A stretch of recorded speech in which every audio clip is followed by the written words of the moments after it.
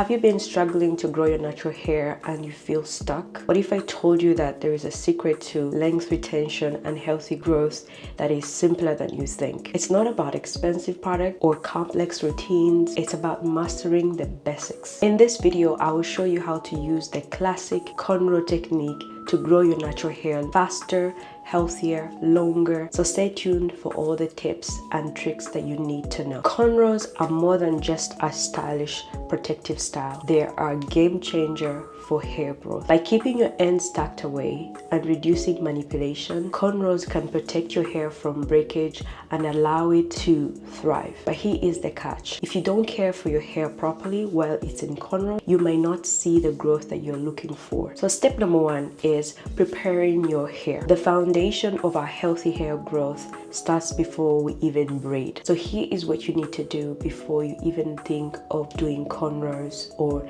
making your hair. The first thing that you have to do is cleanse and condition your hair. Start with freshly washed hair. Use a sulfate-free shampoo to cleanse your scalp and follow with a moisturizing conditioner. This ensures that your scalp is clean and your strands are hydrated. So after cleansing, then you have to detangle. Using a wide tooth comb or your fingers, you can gently detangle your hair. This will reduce knots and tangles, which makes braiding process smoother. So if you are like me, you will do a blowout, or you put your hair in African threading or anything that stretches out your hair so that it can be easily braided. After that, you want to make sure that your hair is moisturized. Applying a leave-in conditioner or a water-based moisturizer, then sealing the moisture with oil like coconut oil or castor oil. This will lock in the hydration and strengthen your hair. Now let's get into step number two. So step number two is the braiding technique. Now let's talk about the cornrow technique itself. This is where many people go wrong. If you're doing it yourself, these are some of the things that you should pay attention to. And if you are going to a stylist or an expert to do your hair,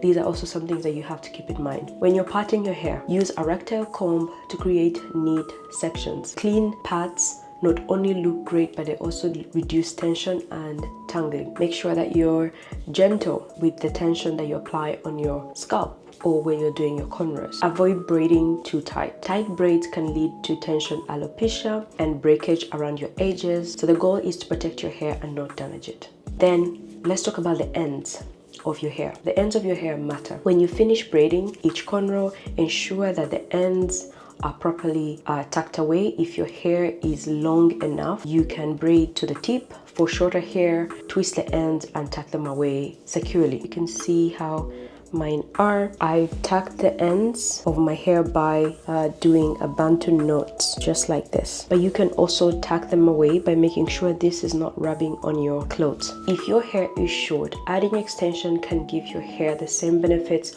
while helping you achieve the style that you want. The third step is maintaining your cornrows. Cornrows are only effective if you maintain them properly, and here is how. So the first thing that I would recommend you is to moisturize regularly. Using a spray bottle with water, leave-in conditioner, and a little bit of oil, mist your scalp and your hair probably 2 to 3 times a week. That will be good for your regular moisturization. The next tip that I will give you when it comes to moisture is protecting your hair at night. Always wrap your hair in a silk or satin scarf, or use a bonnet or a pillowcase to minimize on the friction when you sleep, especially when you have cornrows. Another thing I want you to pay attention to is your scalp care. Keeping your scalp clean by gently wiping it with a damp cloth or just using a no rinse scalp cleanser will be good to keep your cleansed, especially when your hair is in cornrows. And avoid scratching your scalp, as it can lead to irritation and damage. So if you're constantly scratching your scalp like this, it's not going to be good for your scalp. It's going to cause a lot of damage and irritation. So another thing I want to talk about when it comes to moisturization with cornrows is that do not keep your cornrows in for too long. Take down your cornrows between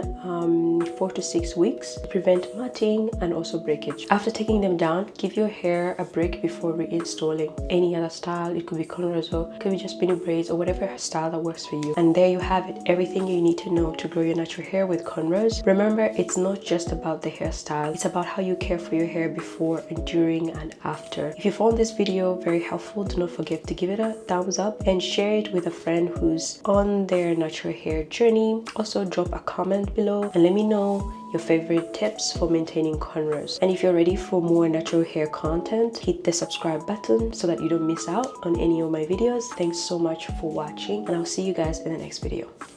Bye bye.